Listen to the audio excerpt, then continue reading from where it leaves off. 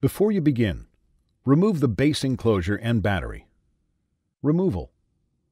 Using minimal force, lift the locking bar up on the RFID antenna ZIF connector and disconnect the RFID antenna ribbon cable from the RFID module.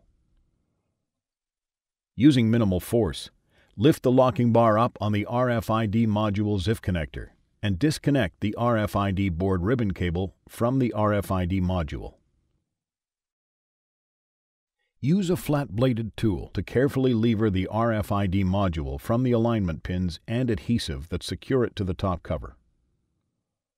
Remove the RFID module. Reverse this procedure to install the RFID module.